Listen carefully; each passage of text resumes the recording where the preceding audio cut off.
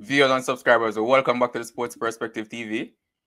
As always, thank you for tuning in. And if this is your first time coming across the channel, definitely hit that subscribe button. So in this video, we're going to be reviewing the West Indies tour of Nepal.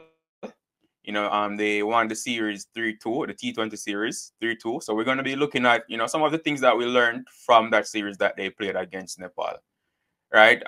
So first, I'm going to be looking at it from looking at some of the players that were in that team that are currently in the West Indies T20 World Cup team, and then also going over a few other things that I noted from that series. Right. So starting with Rostyn Chase, who was the captain of the team that toured Nepal. He is in the West Indies T20 World Cup squad, and I think he will feature in the T20 World Cup. So for Rostyn Chase, for me, I think he proved that he is capable of performing or doing a good job for the West Indies in the T20 World Cup. His bowling, was very good against Nepal. He was very economical. So even though other bowlers in the team, were expensive in a few of the matches, Chase was very consistent with his economy, and he took a few wickets in the series. But his economy was was the thing that was most important to me. And I'm sure for the team as well, it's T20 cricket, so even if bowlers don't get wickets, them being economical is very good. So that's something that I noted about Rostyn Chase.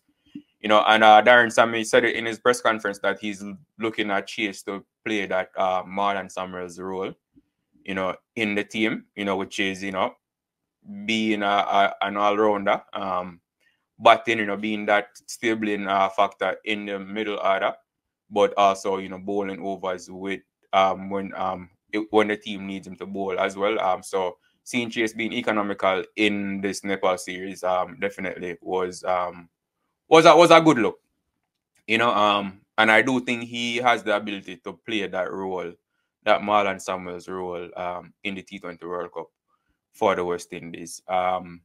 Then Gudakesh Moti, he's also in the World Cup squad. He had a few matches in the Nepal series where he was a bit on the expensive side, but he also performed well in a few of the matches as well, taking wickets. So which is very good for Moti. But what's another thing that stood out for me with Moti though is his batting potential, right? I mean, we've seen him score runs in the West Indies Championship, but seeing him score at a fast rate in the T20 format, was definitely a positive for me. So it just proved that his batting potential is not just limited to regional cricket or to the longer version of the game. If needed, he can step up in the T20 format and score runs at a very fast pace. So for Gudakesh Moti, that's definitely a plus for me as well. So that's something that I learned about Gudakesh Moti, that he has the ability to score runs fast in the T20 format. So definitely a plus going into the T20 World Cup. And of course, Johnson Charles, he's in good form. Coming out of that series, he scored a century and a half century as well. So that's definitely a plus for me as well. Him being in the T20 World Cup team, and as we can see from the team, the squad that was named, it's just him and Brandon King that are specialist openers in the team. So he will have a big part to play at the top of the order for the West Indies. So seeing him score runs in the Nepal series, even though he started off a bit slow, he towards the end of the series he scored a lot of runs and led the West Indies to the series victory. His innings in a few of the matches was very important in the West Indies winning the match. So definitely good to see Charles rounding into some good form ahead of the T20 World Cup. And even though we'll have more series against South Africa before the World Cup starts, definitely a positive seeing him score a lot of runs versus Nepal. So then Obed Mackay as well, I learned that, Obed Mackay is fit and ready for T20s, even though he's not in the T20 World Cup squad. He played in all of the matches, and he bowled well in most of the matches, taking a lot of wickets and being very economical as well. His variety was on display. So Obed Mackay is in good form. even though it was against Nepal, but he's in good form. He's fit, right, which is a key factor. Him coming back from injury, so him being fit was definitely good to see, and definitely like that as well. So I think he will be in the reserves for the T20 World Cup squad, but we have to wait and see when West Indies decides to name the reserves for the World Cup team. From a team perspective now, like I said, the bowling is I said the bowling can go for runs against any team in T20 cricket, right? So whether it's a World Cup or just in general, the West Indies bowling, I think you can go for runs against any team. And that's a part of the reason why I wanted Obed. Well, I would have loved to see Obed Mackay in the T20 World Cup squad in the 15. I have no issues with the 15 that was named.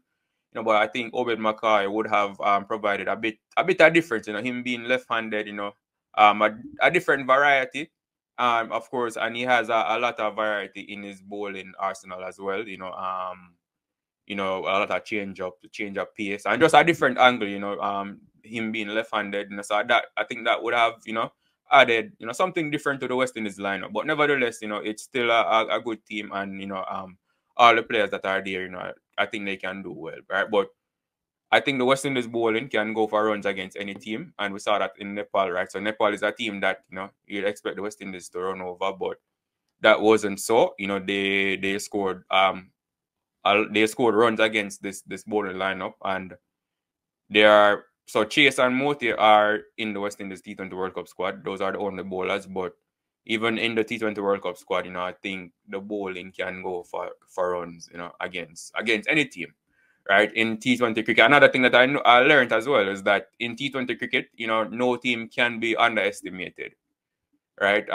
It's the shortest format of the game, and cricket is expanding, so all teams across the world, they have they're developing, they are, investing in, the development of their players. And we saw that in the Nepal series, where with Rohit Paudel, how much runs he scored in the series against the West Indies. And even with their bowling in some instances as well. So, no team can be or should be underestimated in the T20 format was, a big takeaway for me from that Nepal tour, right? So yeah, so those are some of the things I learned, from this Nepal tour. Again, just to recap, Rostyn Chase, he looks good from a bowling standpoint and even batting as well, right? And I think he's set to play a big role for the West Indies in the T20 World Cup if given a chance, and I think he can play that Marlon Samuels role that Darren Sammy, is looking at him or looking forward to him being able to do for the team in the World Cup. I think he can do that. Charles is in good form, going into the World Cup, scoring centuries and scoring a century and half century in the series against Nepal. So that was another positive takeaway for me. Moti, he bowled well in some matches and didn't bowl well in a few, but the biggest takeaway for me from Moti was his batting potential, him being able to score runs at a fast pace in the T20 format.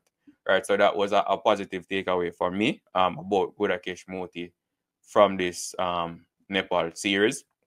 So definitely looking forward to see how he bats, if he gets an opportunity to bat in the T20 World Cup. Hopefully he doesn't have to. Hopefully the batsmen and ahead of him, are able to bat out all 20 overs and put runs on the board. But it's good to know that Moti, if it's needed, if it comes down to him being needing to play an innings for the team, I have confidence in him that he can step up to the plate and score runs if needed. And Obed Mackay looks fit. That was another takeaway for me. And the bowling will go for runs, can go for runs against any team, right? And no team in T20 cricket can be underestimated or should be underestimated, because all teams, have quality players and have been investing in the development of their players.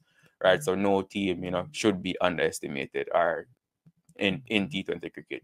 So those are some of the takeaways for me from the series, viewers and subscribers. Definitely share your thoughts in the comment section.